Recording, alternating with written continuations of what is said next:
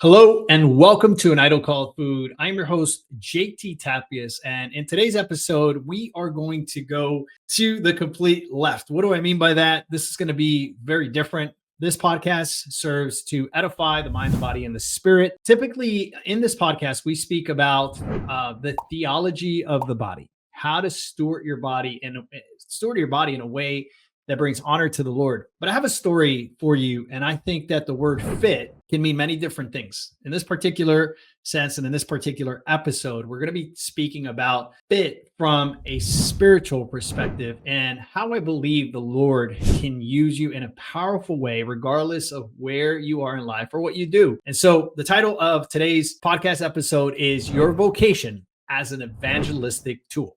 Before we go there, I want to talk to you about the Empty Your Bucket nutrition plan. If you're looking to get in tip-top shape once and for all in a sustainable way, go to emptyyourbucketplan.com, schedule a free discovery call today, and get your journey started right away. Okay, without further ado, let's jump right into it. And I want to ask you a question. Have you ever felt called to full-time pulpit ministry? But also, maybe at the same time, you have a thriving career that provides a good living and a sense of fulfillment and belonging. If this is you, I can totally relate. At the age of 32, I had a thriving personal training business that was doing super well financially. I felt like I had arrived.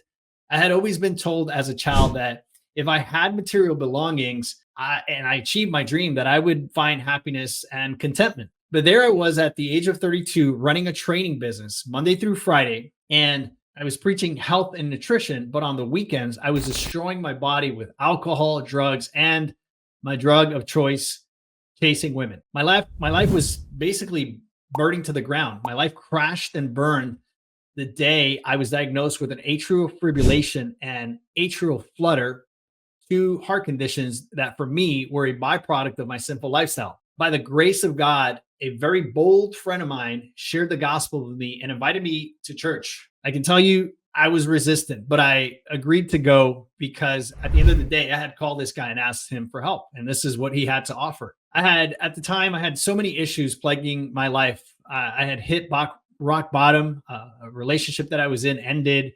I was now sick physically. That was kind of my idol, my body.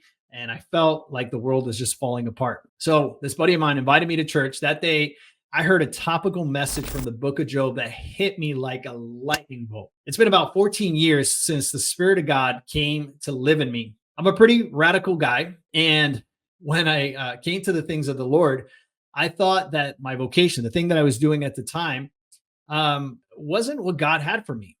I know people were coming to the gym to get six packs and get in shape, but not necessarily Jesus.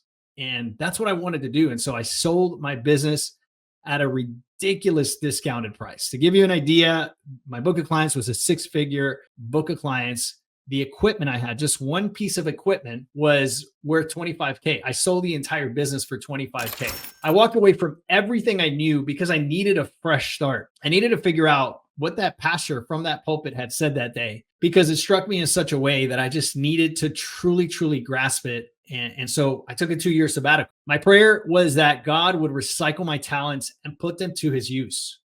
I took a 2-year sabbatical, as I mentioned, and I prayed and asked God to use me for his glory. I said, Lord, I don't care where you put me. I want to serve you. Those 2 years were my desert time, a season to this day that has brought forth so much fruit in my life. I met my wife during those 2 years, and the Lord, in a non-audible way, led me back into the fitness industry. But this time it was with a very different purpose. I started a small boutique facility in South Tampa, Florida, a very affluent area. Over 7 years, our running joke inside of that gym was that we would lead more people to the Lord doing squats and lunges than most churches any Sunday. It was an amazing experience. And it was great to see God move in such an unconventional way. We eventually sold that business 7 years later and moved on to working nutrition transformations in the online space through the Empty Your Bucket nutrition plan. It's been amazing in these past 3 years to see how God has reached people all over the world with our programs. We continue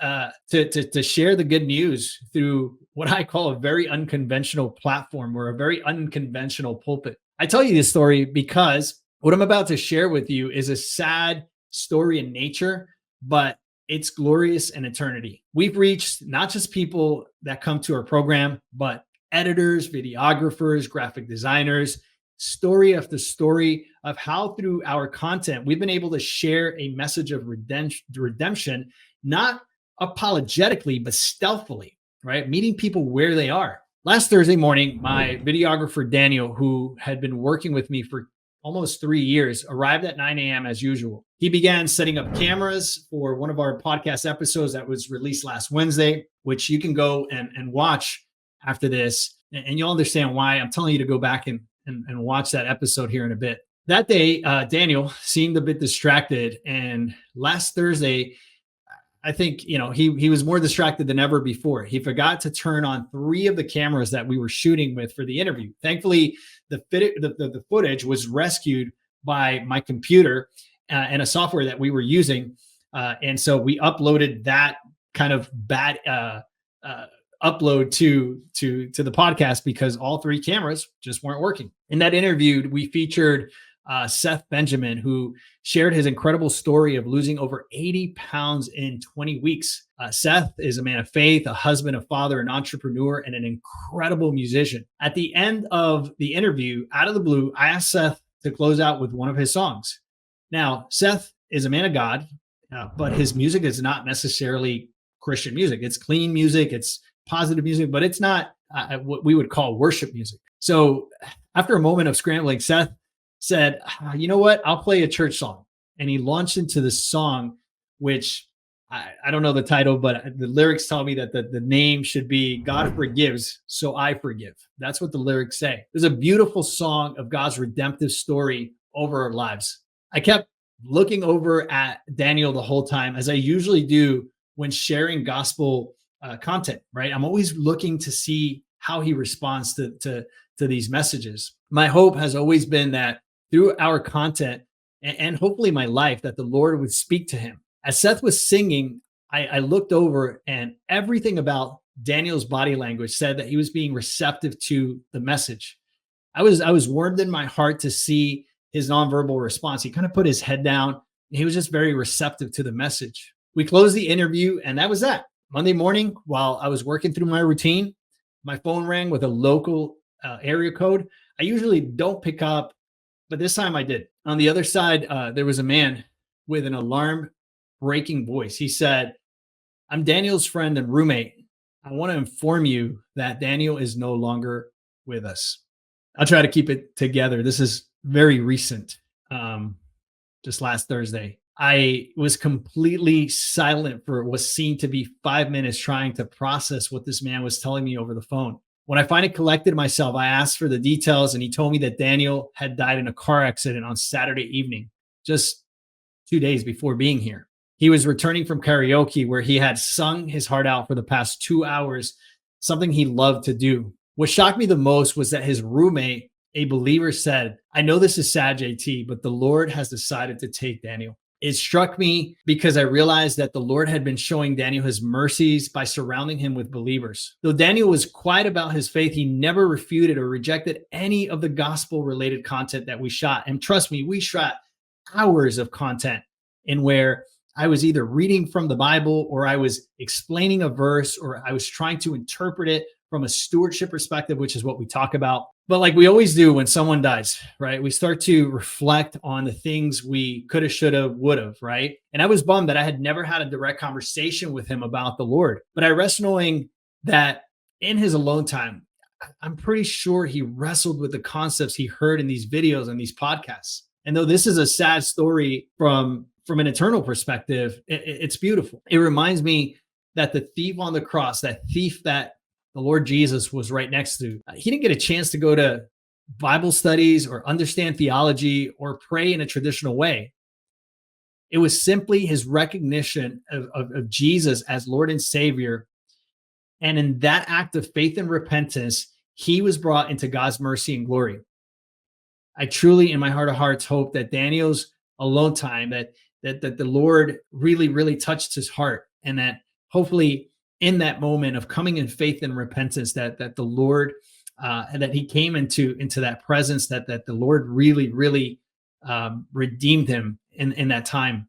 I know this subject is radically different from what you probably expect from a podcast like this, and where we talk about the stewardship of the temple. We're usually talking about nutrition and things of this nature. But I thought this subject was appropriate. As believers, we all struggle with this unconventional way of sharing the gospel, what I call the unconventional pulpits.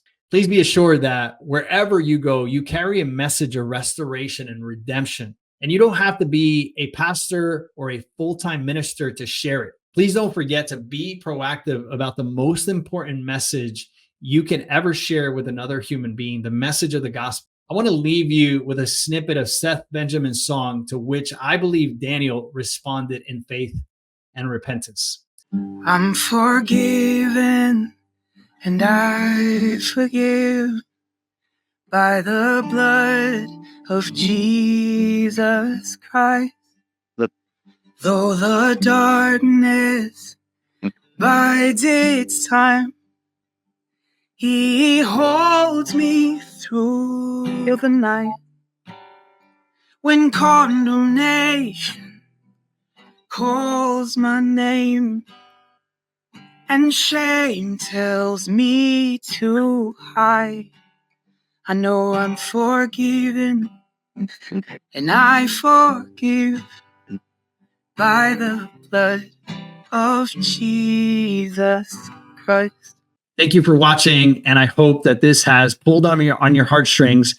More importantly, I hope it provides inspiration so that those people that are in your circle of influence, if you are someone who's come in faith and repentance and the Spirit of God lives in you, that you will boldly proclaim a message that every human being should hear. And so don't hold back. Don't be too busy. And it's just an encouragement to remind you that we are responsible for those people that are around us. If you have come to the Lord in faith and repentance, it's our responsibility to share that gospel. I love you guys. I hope you enjoyed this episode. More importantly, I hope you put these things into action. This is JT Tapias with An Idol Called Food. I'll talk to you guys soon. Ciao, ciao.